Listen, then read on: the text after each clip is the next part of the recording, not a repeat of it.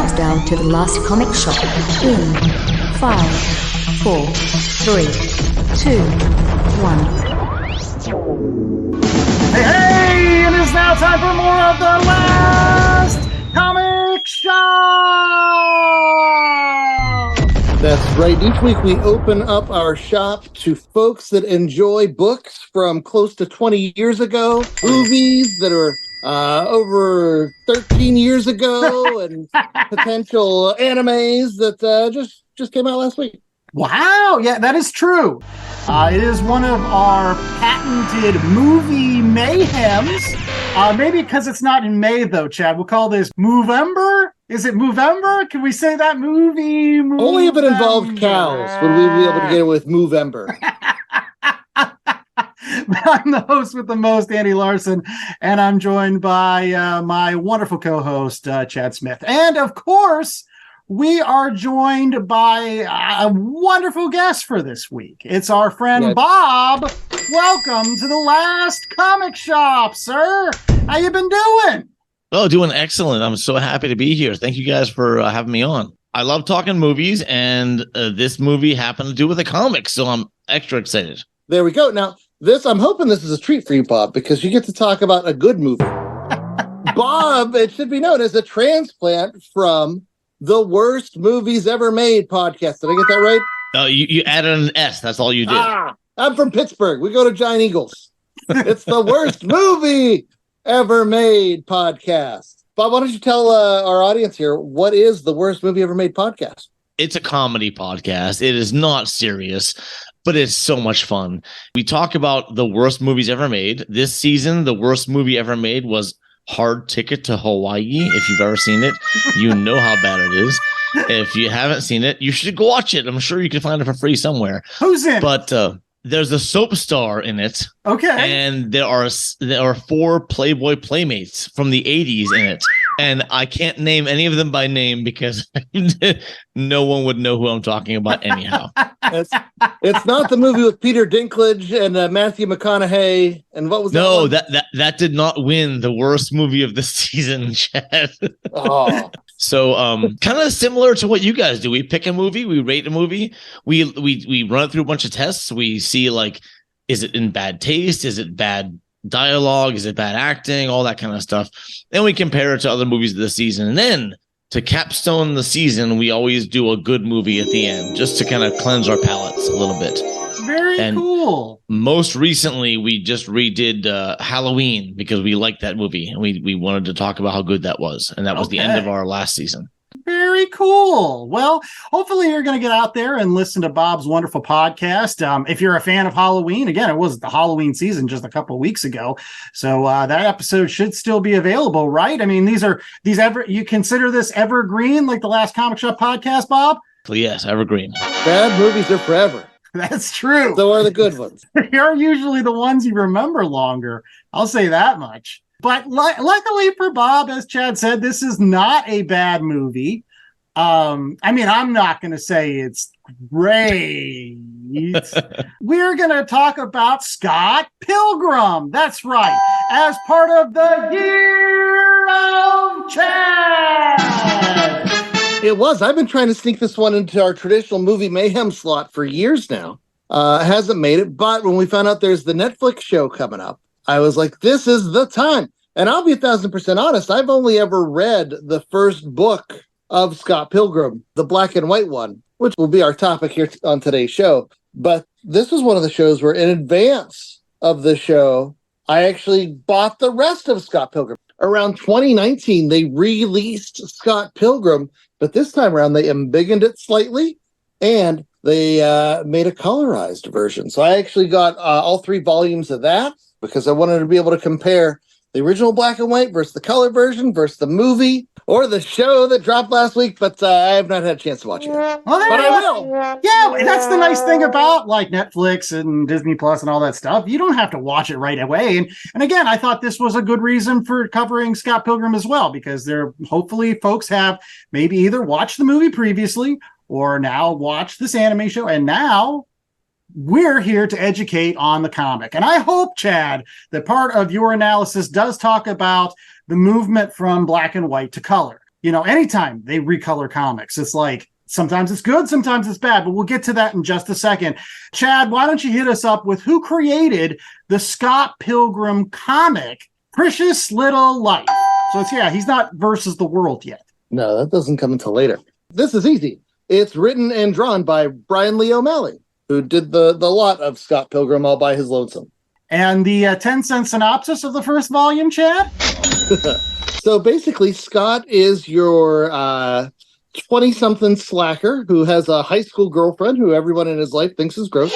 Not the girl's gross, but the fact that he has a high school girlfriend is gross. Right. And then he becomes infatuated with the Amazon delivery girl who just so happens to travel through his mind via subspace. And so he sets off to find and meet this girl, and he does. And so once they establish a relationship, Scott finds out that he's going to have to do battle with this girl's previous evil exes, and that will carry us through the rest of the series. Yeah, and it doesn't stray very far from the movie. That's what I'm going to kind of shift to Bob. I mean, he's our movie guy. And so, Bob, I'm sure before this week's show, you did watch the movie previously, right? That's correct. I had watched the movie, and I'm a big Edgar Wright fan, and I'll talk about that later when I talk about the movie. But regardless of the director, I thought it was a fun movie. And when I got the comic, I only read the black and white version first before preparation for the show. Mm-hmm. And it stuck to the story. It was very much the exact same as the movie in terms of the first book. And then it strays a bit because Chad lent me the other books. But the first book, it's very faithful. Okay. So simply put, did you find it like as an easy read as a result? Well, to be fair, I'm not a comic reader. I read a lot online, and I read a lot of articles, but I don't read a lot of comics. And when I picked up the comic, it gave me a new voice to the characters because, I knew Michael Cera played the lead Scott Pilgrim, and I knew Brie Larson played the other big superstar character. But when I read the comic, I didn't put those voices in there. I didn't put those personalities in there because the faces... Honestly, the drawings on the comic weren't as expressive as I would have liked for a graphic novel. Yeah, I did want to kind of comment on that. This particular comic does have artwork that would take a little bit of time to get used to, honestly, if you're used to looking on the newsstand and seeing the types of stuff from, I don't know, like Todd McFarlane or Jim Lee or something like that with the over muscular superheroes and things like this. This is very much... again, we often talk about a book on this particular show called Understanding Comics. And part of Understanding Comics is that the simpler drawings are, the easier it can be for people to relate to them. Because like you see a stick figure, like you're like, okay, that may be crude, but like you're able to follow the story because again, you're like, oh, well, I can draw a stick figure. I know how these things work. Now, I wanted to ask you, like, did you find the artwork, again, given it was kind of simple, did you find that distracting, or did you want something more? No, what it did was it guided my eyes to the other corners of the frame. So like when they had a descriptor in the corner, like Wallace, very gay roommate kind of thing, like in the corner, my eyes went to that quickly before I turned the page because I was not as enthralled by the facial expressions of the characters, for example, or for example, like, the background of the scene. And then I'll talk about the movie later, but I'll give the director a lot of credit for honing into that. Yeah, just to piggyback off of that, and I am a comic book guy.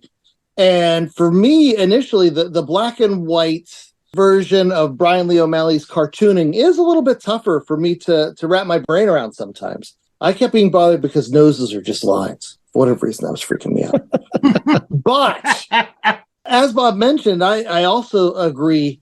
There's so many little details that are hidden in this like overly simplistic cartoony style, which that's not a knock. As Andy was alluding to, like sometimes some of the best work is more cartoony because you can get more connection there.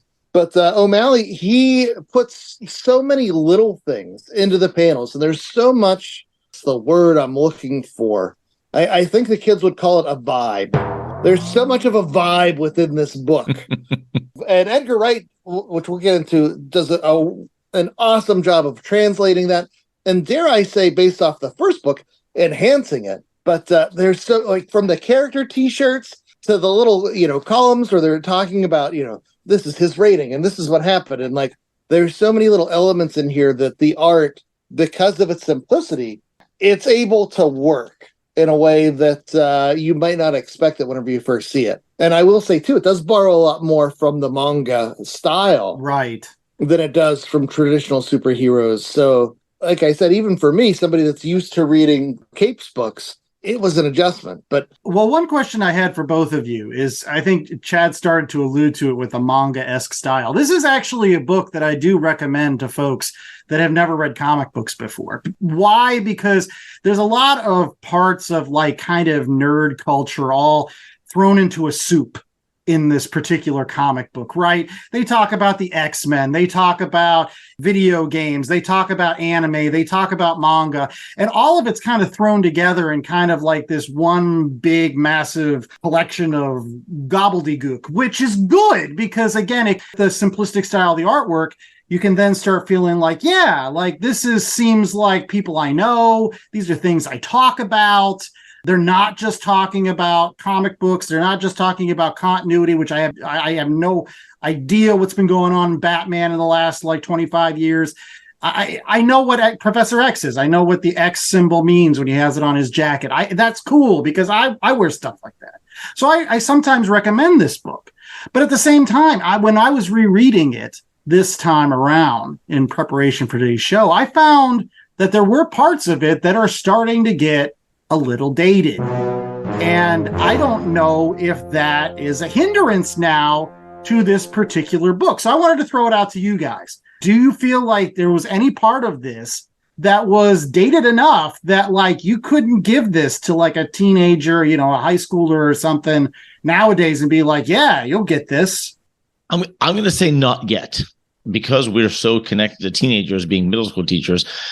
Nothing is too dated yet that the teenagers wouldn't be able to jump back to a little bit, because like, for example, in the movie, let's just say, for example, one of the characters is playing a Nintendo DS, not too far removed from current culture. And then, of course, in the comic, they don't refer as much to technology or, like you said, X-Men, or referring to any specific cultural touchstone that is very far removed. So no, I don't think I think it could happen. I don't think it's happened yet. Okay. Chad, any thoughts on that? I totally disagree. No, I definitely think this is something that is very much of its time.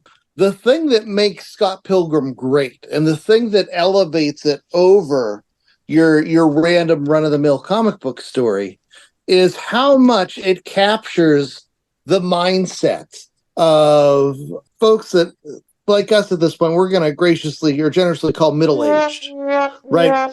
But we grew up in the age of video games. We grew up with all these music references. There's a lot of little things here that, like, we see it. It's storytelling through references. And sometimes you can overdo it. And I feel like if you are not picking up the references that are in here, like, this is fine.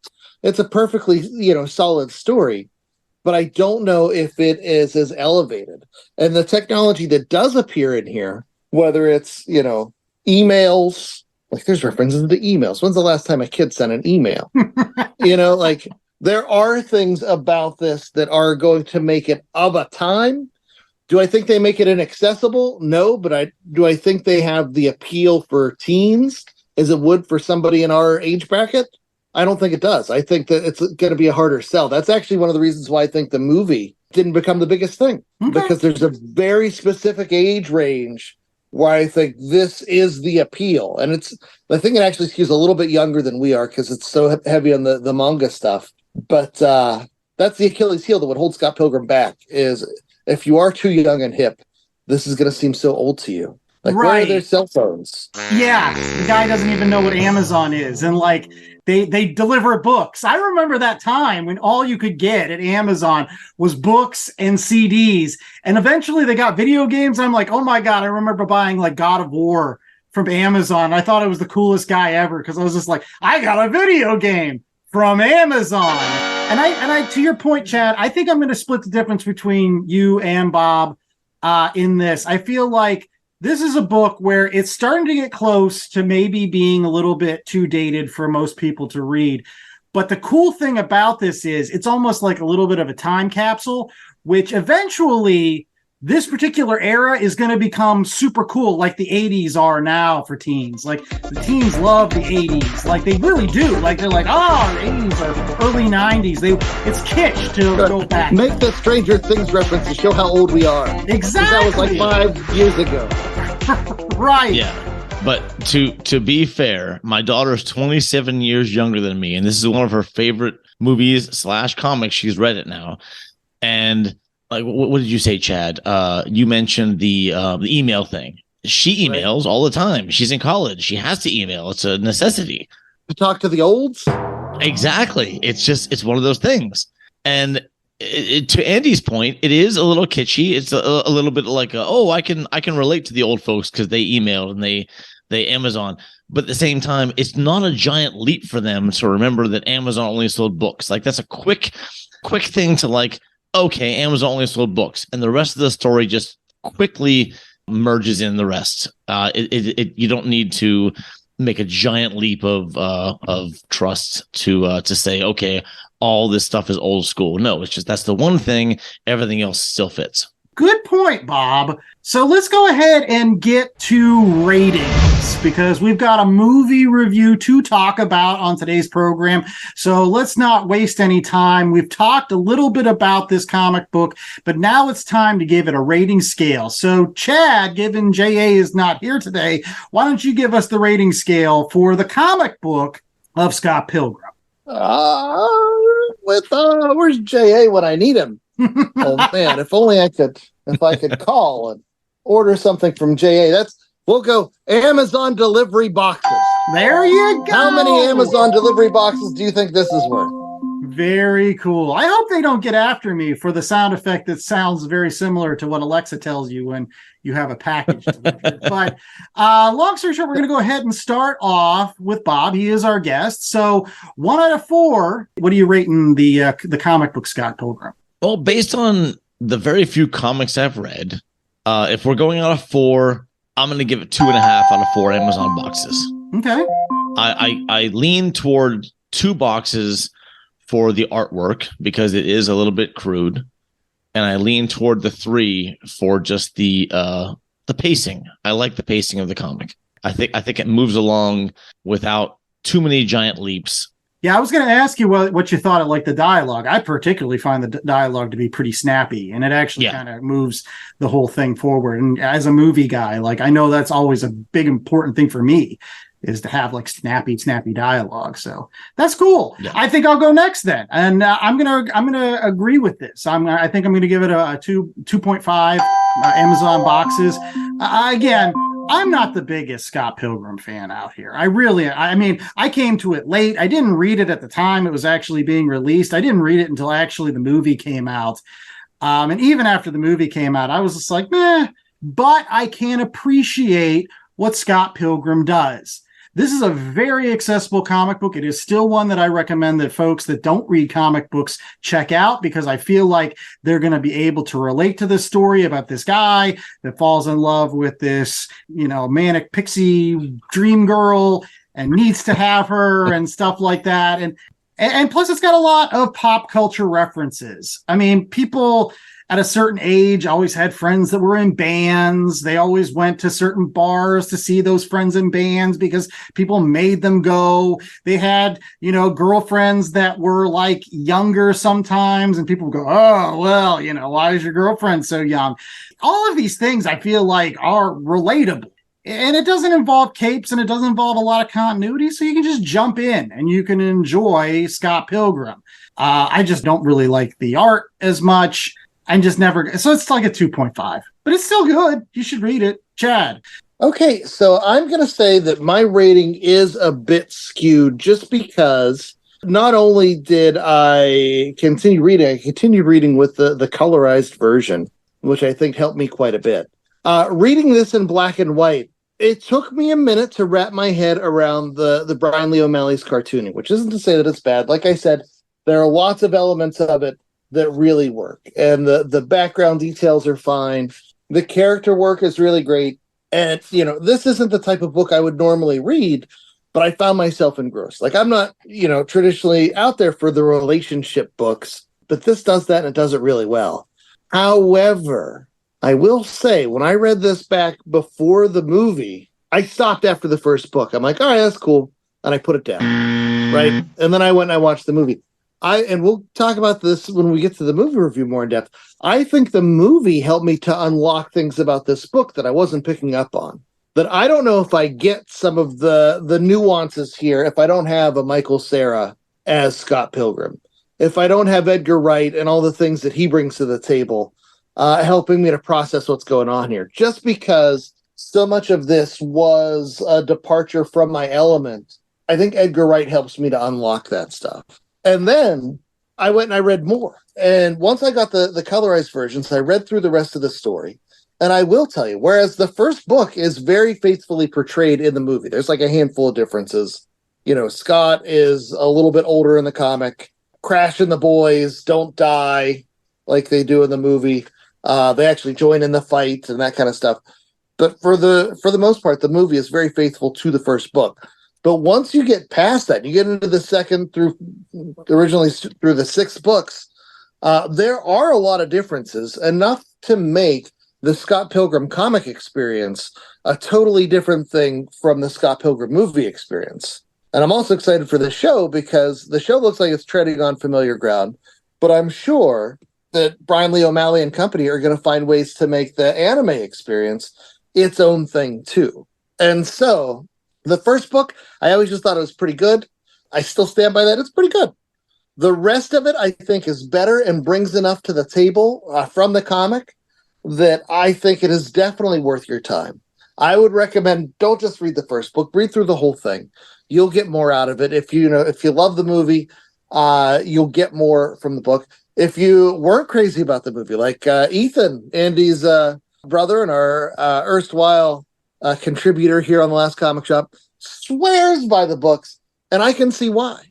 But he has much more of a manga sensibility, so I'm wondering if that helped him to unlock the things that I missed the first go-around. So with all that said, I'm going to say 3 out of 4 deliveries.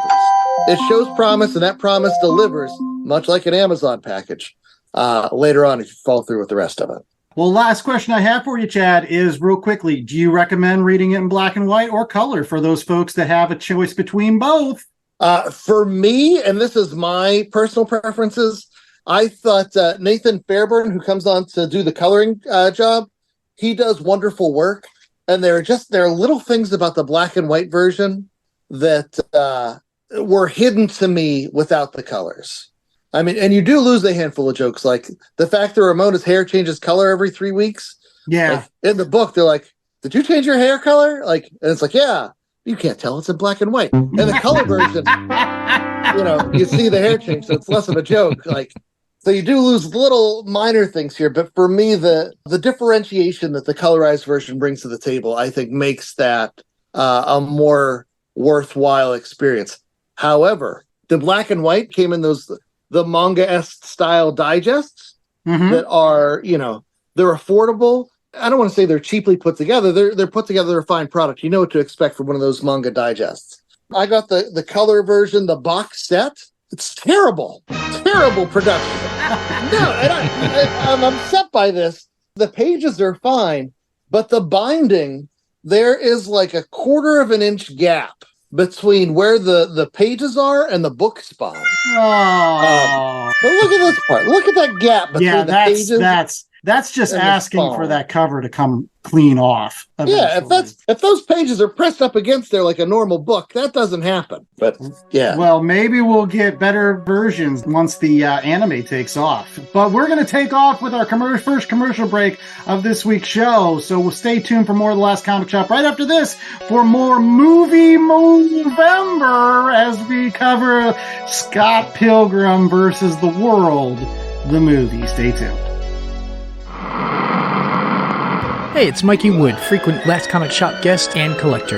And as a collector, I'm always in need of boards, bags, long boxes, and more to house all those comics. That's why I use promo code LCSPOD to get 10% off my orders at bcwsupplies.com. Not only does it get me a discount on BCW's already low prices, but I know using LCSPOD at checkout is another way I can show my support to the Last Comic Shop podcast and their continuing mission to bring fans together under that big comic book tent. So if you're in need of comic book supplies, head out to bcwsupplies.com and use promo code LCSPOD today. That's LCSPOD.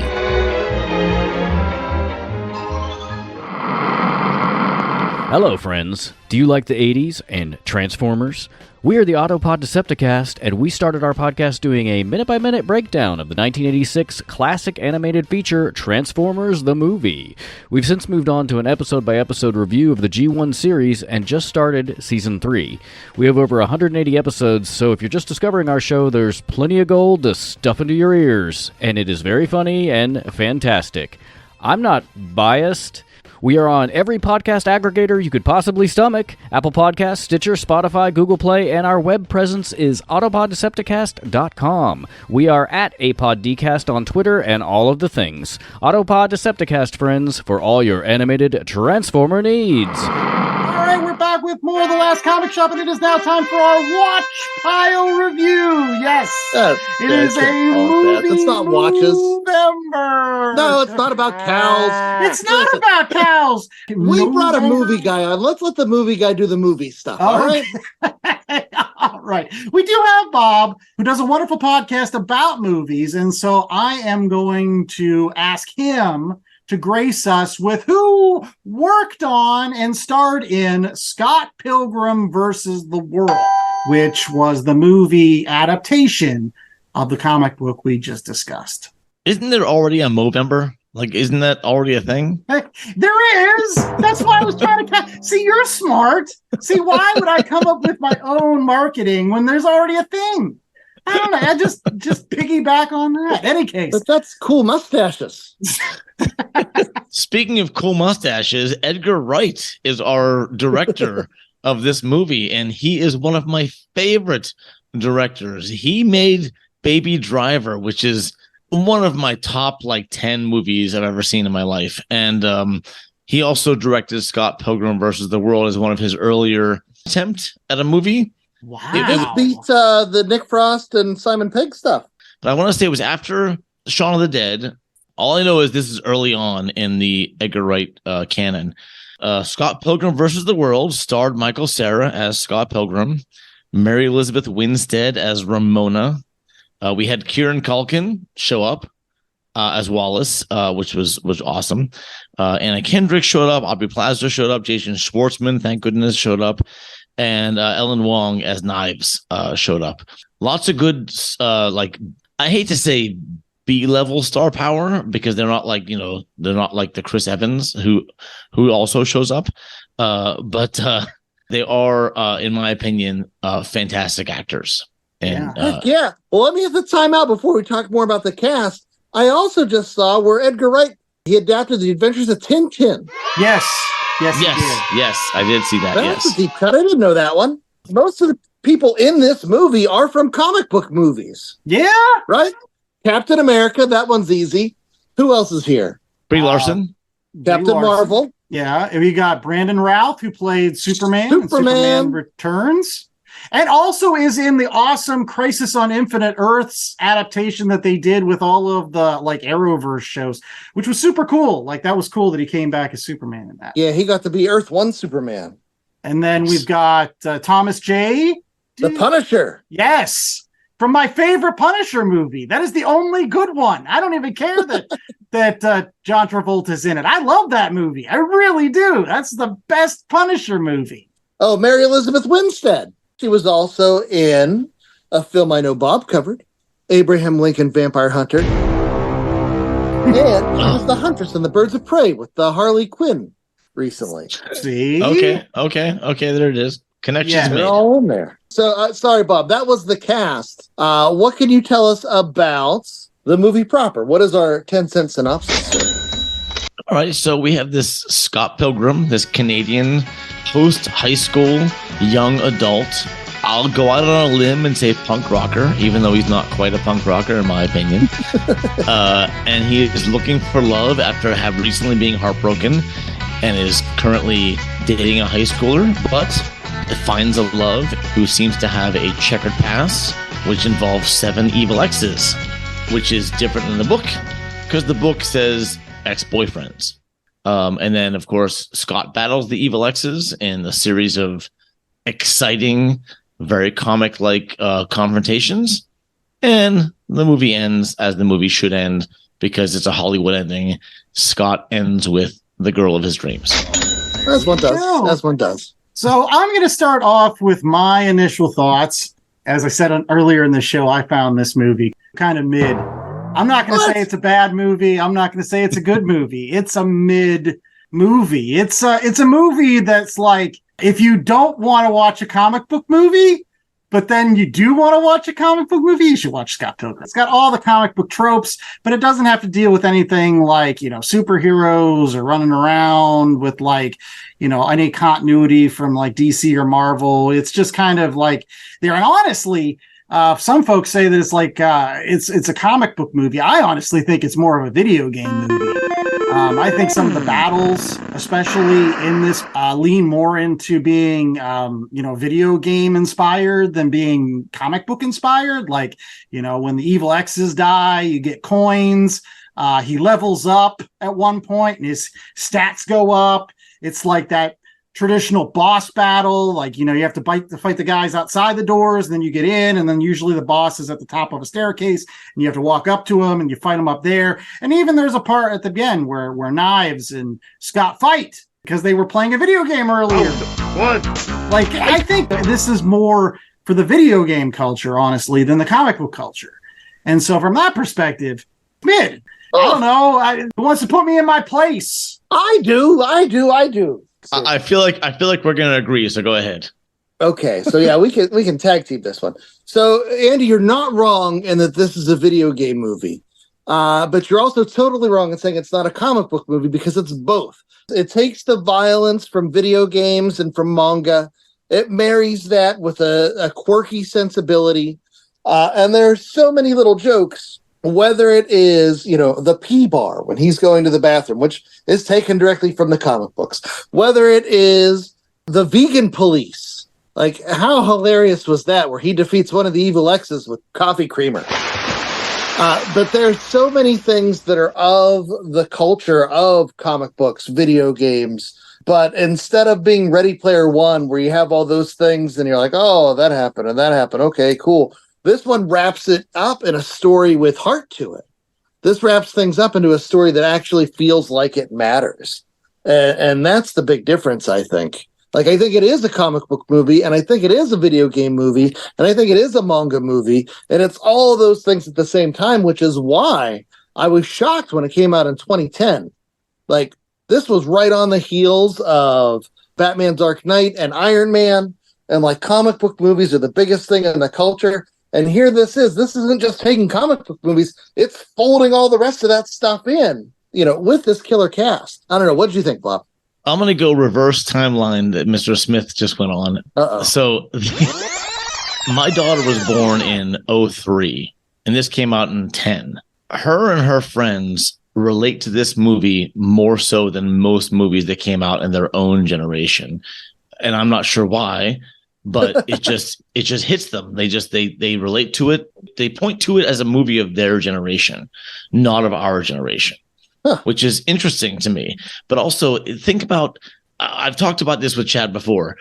When you talk about our kids' cultural touchstones, yeah, they have stuff that came out when they were young, but also they have such access to things that have happened decades and decades before, which we didn't have that access to.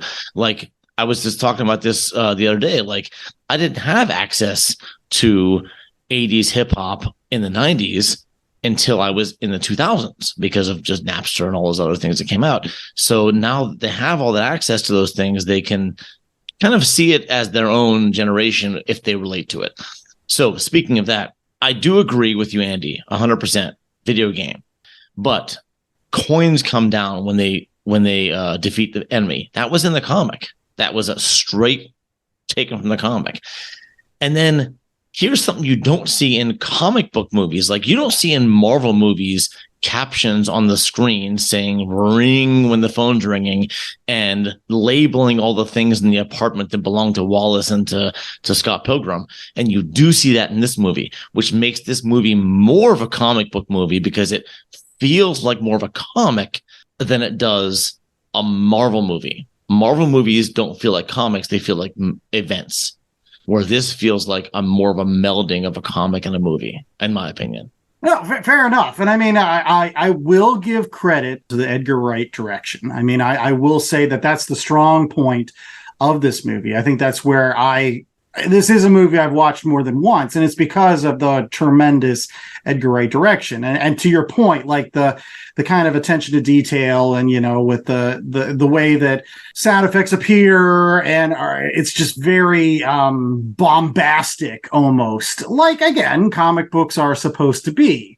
I will say this: I think I'm not a fan of Michael Cera in this movie at all. I don't think he was the correct guy to play Scott Pilgrim. Scott Pilgrim seems nerdy for sure. He seems a little awkward, but there's an edge to him.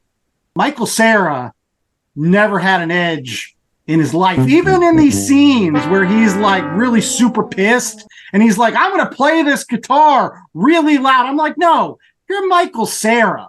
Like, you don't play guitars loud. The most you play is maybe a trombone quietly. Like, that's the best you do, Michael Cera. You look like you need to eat a sandwich. Like, just one of those things where I don't think that was the right casting in a movie where all the other casting is pretty freaking brilliant. Again, to the vegan police, that's Thomas J., who's played the Punisher, shows in as a vegan police. He has that intensity. That's what you want. Brandon Routh, he just oozes like jerk offness as the guy, the other bassist. Even Natalie, who plays Scott's ex, I think has that vicious Mean Girls kind of thing going on, but also some vulnerability at the end. And Knives is wonderful. Actually, Knives is better in the movie than she is in the comic book. She's a much more fleshed out character, and I could see why, like, eventually, Scott would have to make a difficult choice between Ramona and Knives, because they're both, oh my gosh, like, if you had that choice, I don't know if you could lose. Michael Cera. I'm going to agree with Andy in saying that the casting was better overall, and Cera was my least favorite character. But here's the thing, and I'm gonna argue against both of you. Scott Pilgrim is not a likable character. Scott Pilgrim is Michael Cera. Nobody likes Michael Cera, but he's that slacker. He's that kid who didn't read the email, that his roommate is like, yeah, didn't you see that letter that he's going to come and fight you? Like, he's not the one who's doing the research. I thought Michael Cera's performance actually unlocked things for me about Scott Pilgrim that I hadn't picked up on in the book. And then whenever I went back and finished the book, there were things I was able to quantify because of his performance that I probably wouldn't have ascribed to, the lead of a story that I'm reading, just because usually my leads, like, and Scott Pilgrim is competent, but he's not heroic in any way, shape, or form. Like, he's a very flawed dude. If you cast Scott Pilgrim as somebody who was traditionally handsome, I don't think it works. You can't work with somebody like that. No, I don't agree either with that. I don't think you can cast him as somebody that is good looking. But I will say that you have to cast somebody that has an edge to them, because to your point, like, he's not a hero, but he's kind of badass a little bit, at least a little bit. I mean, to the point where, like, yeah, he's a slacker. Yeah, he doesn't read his emails, but it's because he's kind of like, no, I don't need to do this stuff. Like, he's kind of like that one guy in class where you're like, doesn't he do any homework ever? But you kind of want to be him. You're kind of like, well, I don't want to do homework. Why can't I be like Scott? Scott Pilgrim is every guy I knew in high school that was in a punk rock band, right? Yeah, like, they were okay. How is that guy getting that girl? There's no reason he should get that girl. Bob, back me up. Come on, Bob. I'm going to. He's the bass player. He's not cool. Here's my casting choice: Adam Devine. That's my casting choice. Yeah. I think can get behind that. people don't like him, but they like him. Or maybe like he's too old, but Glenn Howerton from AP Always Psych and Always Sunny, he's the kind of character. He's a little too old for this part, but I think he's also the kind of character like he's cool, but there's also an edge to him. I feel like he's a little too cocky. I don't think you can have somebody that's like a cocky Scott Pilgrim. You need somebody that's like, why do you have any confidence at all? You know, you're Michael freaking Cera. I'm going to go back then, Chad, and say you didn't disagree with Adam Devine. What do you think? Honestly, and this is I just think he's too traditionally good looking. Like he plays the nerdy guy. That's like saying we're traditionally good looking. Come on. No, he's a handsome dude who's just has a weird personality. I don't think it comes through as well as Michael Cera. Like you look at Michael Cera and you're like, oh, that's not natural. And that's what you need for Scott Pilgrim. So, I mean, you're agreeing with me that you look at him and you're like, absolutely, but that's what makes him great. You know who would have been a little bit better? And I think he's of the same generation. Who was the guy that eventually played Lex Luthor? He was also in Zombieland. Jesse Eisenberg. Jesse Eisenberg would have been a better Scott Pilgrim. I like Michael Cera. No, I feel like he's the same as Cera. I feel like he'd be the same as Cera. I go with my choice. Okay. Yeah, listen, if you don't have Michael Cera, which I didn't bring this up, the reason we have the Scott Pilgrim anime is because Michael Cera is Scott Pilgrim. He replied to a 10-year-old email chain with a meme that was like, "That's funny," and that got everybody from the cast talking again. And got the wheels in motion. So now we have this anime on Netflix. Oh. It doesn't happen without random, charming Lordy. Michael Cera Scott Pilgrim. He's too weird to be canceled. Nobody subscribed to that guy in the first place. Michael Cera. All right. He's going to find money in the banana stand. We could have talked about this for a while. So, Bob, would you like to give us a rating scale for the movie Scott Pilgrim versus the World? Yeah, I think it's a perfect rating scale. It's the number of girl drummers. Oh yeah, there's a lot of girl drummers in this movie. It's hard for me to say. I have speech issues where I can't say girl drummers very easily. So I got about one more in me before I throw in the towel. So right. I will say honestly, one of my favorite scenes in the movie is when they are on the swing set in the snowstorm and they're talking about their histories and their relationship, and there's that door with a star on it because it's so directly related to the comic. The comic has that exact scene in it, and they do it so well in the movie. And they both hold hands and float off to this door with a star on it. I think that's brilliant, and I'm going to give the movie a 3 girl drummer out of 4 rating. All right, Chad, you're up next. Mine's going to be a lot more long-winded than Bob's. I'm going to warn you in advance. So you, Andrew, had brought up earlier Scott McCloud's Understanding Comics, which for comic book fans, it's like one of the must-read books. But in there, Scott McCloud goes in depth on what makes a movie experience different from a comic book experience versus reading a novel. And a lot of it is, what things you as an audience member are expected to do, right? Like in comic books, there are panels, there are gutters, you're filling in the blanks, you're adding your own voices, your own sound effects, there's a lot that you have to do with that you don't do in a movie, but in movies you get other experiences as part of it as well. Anyway, this is one of the few examples of a movie that is a wonderful movie. It is an entertaining movie. You do not need to have ever touched Scott Pilgrim and His Precious Little Life or any of the other comic books that it's based off of to have a great time watching the Scott Pilgrim movie. Simultaneously, Scott Pilgrim versus the World is also a great representation of comic books and what comic books can bring to the movies, where it takes those things, those little quirks that you can do in a comic book that you can't do anywhere else because you have the combinations of words and pictures.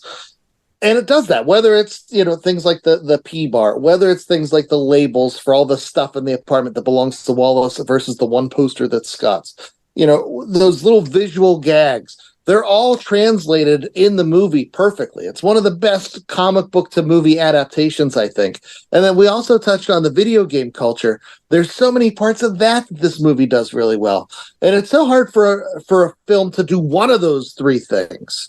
Like Bob brought up the Marvel movies and how they're not really comic book movies as much as they're event spectacle movies. And you're not wrong. This, I feel like, is a comic book movie. It is a video game movie. And it's a damn good Edgar Wright movie. From every element, from the casting to the soundtrack to, the script, everything about it works. That's why I'm going to say this movie gets 4 out of 4 girl drummers. Wow. It's hard to follow that. I mean, that passion here in the year of Chad. About 2.5 girl drummers, just like I did for the comic book, just simply because I'm not the biggest fan of the comic book. I'm not a biggest fan of the movie. They're both wonderful things, and I think people should watch them. There's a lot of good moments in the movie that I really like. Like, again, my favorite moment of the movie is probably at the Battle of the Bands where they got the two twin guys or whatever, and they throw out the magic dragons, and then he's like, I'm going to play my bass and make this giant, like, King Kong kind of monster. And they battle, and, like, the two sounds, fighting against each other. That's really great. That's like an encapsulation of a feeling, a mood, how you feel sometimes when you're listening to music, and your music versus other people's music. I hate to say it. But again, the guy playing the bass is Michael Cera. And, like, he's not badass at all. So he should not be able to conjure up King Kong. He should not be able to conjure up anything other than maybe a butterfly or some sort of bagel. He doesn't have that charisma, that charm. I don't think he does, honestly. And he's the weakest part of this movie. And because Michael Cera is in this movie playing this freaking role, which could have been cast much better, it's never going to be a 3. It's never going to be a 4. It's going to be a 2.5 because you have Michael Cera as the lead. And you have to look at him for 2 hours being a milksop. Hate to say it. Hey, I never got that in my favorite scene. I met this girl. She looks like this, and he holds up the picture, which is just the scrawl of Ramona's hair. And people are like, oh, yeah, she was here. Yeah, I think she just moved from New York. And, like, everybody immediately identifies Ramona based on this hair scrawl, which was drawn by Bryan O Malley, by the way. The only thing I wish I had was Michael Cera's collection of T-shirts, because he did have an awesome set of T-shirts in this movie. Yeah. The 4.5 one, I still want that T-shirt. Any case, we'll be right back with more of The Last Comic Shop. We're going to be wrapping up with recommendations as well as more information on where you can find Bob's podcast, so stay tuned.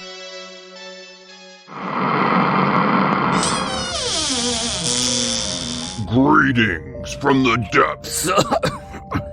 No way I can keep that up, the whole commercial. Hey, Last Comic Shop fans. My name is Winston Gambro, and I make comic books. My latest comic is called Haunted House, A Love Story. It's a story of love, grief, and horror. A sentient house falls in love with its sole residents. However, this joy is short-lived when the house is forced into a forbidden love triangle and seeks vengeance. If you want a copy of the 6-issue miniseries, you can have your local comic shop order Haunted House, A Love Story from Blood Moon Comics.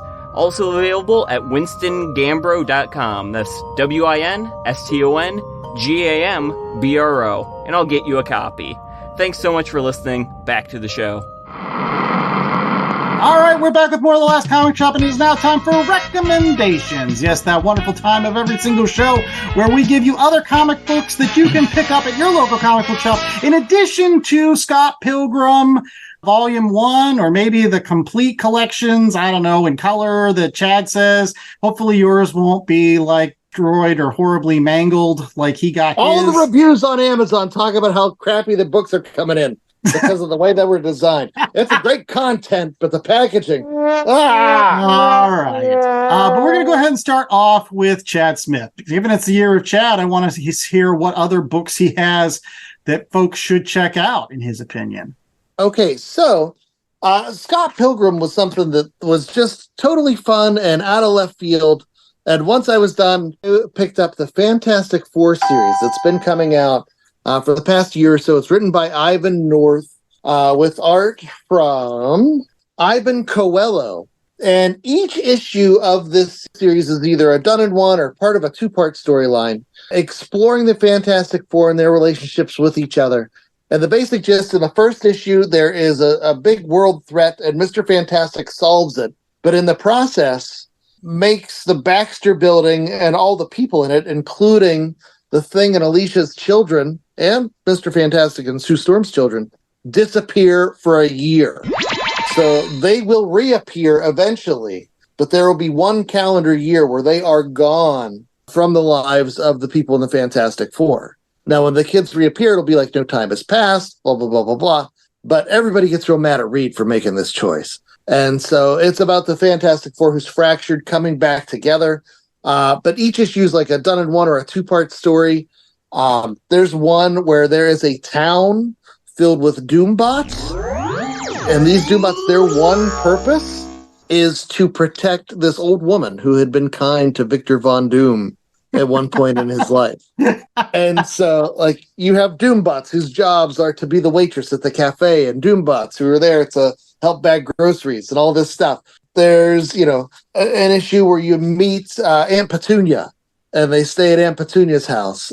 The most recent issue I read, the Fantastic Four gets swapped with the universe where everyone is dinosaurs. Yes! And so whereas the Fantastic Four are people, the Avengers are dinosaurs, and they show up and they fight as superheroes do when those things happen. And then eventually Reed figures out how to communicate with them.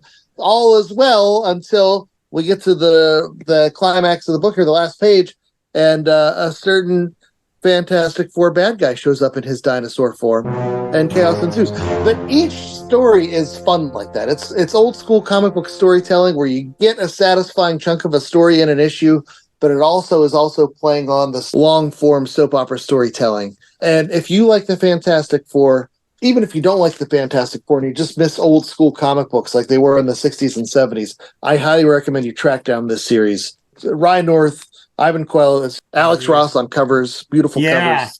And you should see those Alex Ross covers when they go to the dinosaurs, and there's like the Dinosaur Avengers, and you see this dinosaur wearing like a Thor hat. Yeah, I bought the issue just for that, because I was just like, that's fine. Here's my money. Take it. You deserve it. The whole book is like that. It's silly, fun stuff. So yeah, my recommendation is also going to be on the Marvel tip, and it's specifically for folks that maybe are coming to the show like Bob, that are looking for comic books that they can pick up that are in nice small chunks, but tell awesome stories. And there was a great one that was released, I think it's 2 or 3 years ago now, that kind of capstoned some storylines that were going on in Donny Cates's Incredible Hulk at the time, as well as his Thor run. And these two characters smash in a great story called Hulk versus Thor, Banner of War. Just a little bit of background on where Thor and Hulk have been during those Donny Cates runs. The Bruce Banner ego was basically driving the Hulk like it's a giant mech, like Voltron.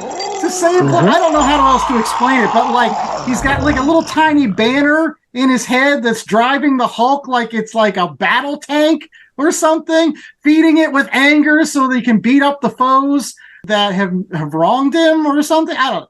And Thor, on the other hand, he's become the king of Asgard, and his father, Odin, has become his hammer, and they talk to each other. But long story short, that's all the setup you need.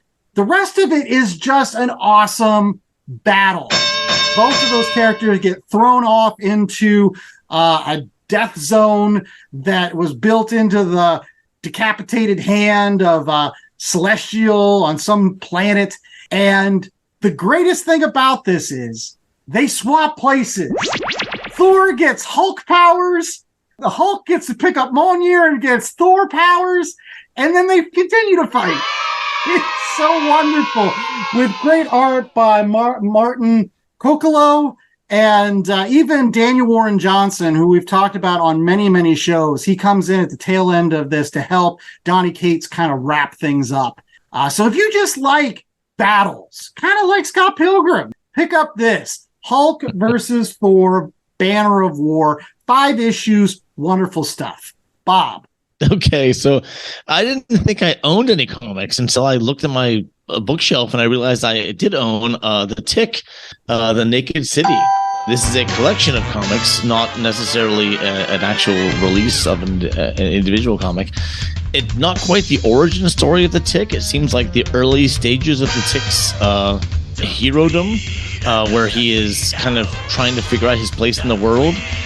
He meets Arthur, his sidekick, for the first time. He also meets a very Clark Kent-like character that has a name very similar to Clark Kent, and it seems to be a send-up of Superman comics a little bit, but also its own little story of the Tick just being extremely super awesome and defeating ninjas and meeting other superheroes that can't defeat the ninjas as easily as he does, and kind of understanding his powers and understanding his awesomeness, but also being completely ignorant of his own powers and his own awesomeness and the world around him.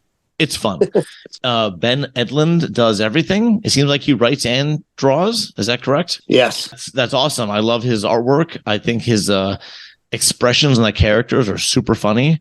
I think his writing is super funny. And I recommend The Tick to anyone on the planet Earth, because if you don't think it's funny, then you're wrong. You are wrong. Yeah, No, I second that one too. That's one of my favorite comedic books. When the ninjas are stalking outside, they have to disguise themselves. They pick up branches and they become a bush. People walk past like, quiet, we're a shrubbery. And like, it's hilarious. Yeah, well, how that didn't get worked into the year of Chad, I have no idea. Maybe this is one of your leftovers for next year. There we go. Maybe he actually goaded me to come into this podcast just so I could shove it in for him. That's right. That's It true. was not planned, but it should have been. Oh, Lordy. Well, one thing that's always planned is more episodes of The Last Comic Shop, and you can always check us out every single week over at www.lastcomicshoppodcast.com. It's a terrific website where you can rate, review, and subscribe to all of our shows. Over 150 episodes, evergreen, available for you and your ear holes.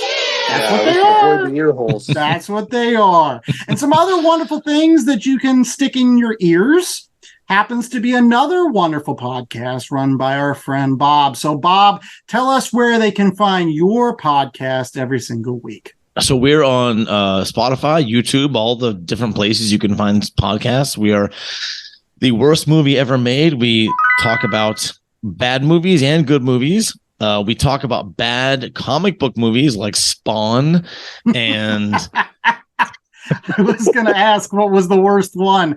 we didn't like Tank Girl very much, but we've done more comic book movies than I can list quickly. So I'm going to go on a limb and say Spawn might be the worst one. Okay. I hear they're making a new one. Is that true? There's been talks for years. The creator of Spawn wants to get a new movie made that he's going to finance himself, which could only end wonderfully. Yeah, but I think Jamie Foxx has been tied to the role, or maybe as the Spawn. I don't know. Yeah. But you guys go deep on the worst movie ever made. You did The Phantom. We did The Phantom. The Phantom was better than Spawn. That's Billy a Zane? good one. I like The Phantom. Maybe I just like Billy Zane that much. Maybe that's all it is. He's too handsome to be Scott Pilgrim. That's for sure. He is way too handsome. Very cool. Thank you so much for being on the Last Comic Shop podcast this week. I know I'll be checking out your podcast as well, because, I want to hear about what the worst movies ever are. Yeah, and you haven't checked it out. I pop up from time to time in their Marvel corner where they talk about movies that aren't the worst, and we'll occasionally ask trivia questions. Very cool. And until next week, I was the host with most, Andy Larson. I'm joined by Chad Smith and Bob Hasak. And until next week, stay safe, stay warm, and remember to never trust atoms, because they make up everything. I didn't warn Bob, but you like that on one of those terrible dad jokes. Hey, they're not not bad. They're just misunderstood.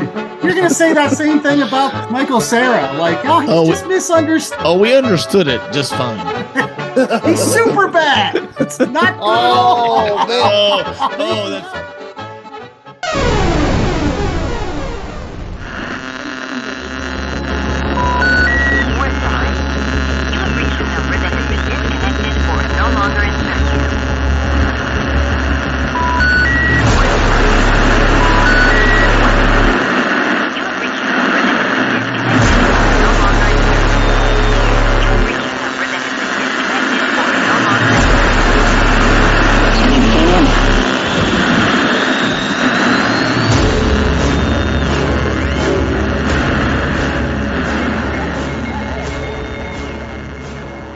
The Last Comic Shop was a 2023 Black Angus production.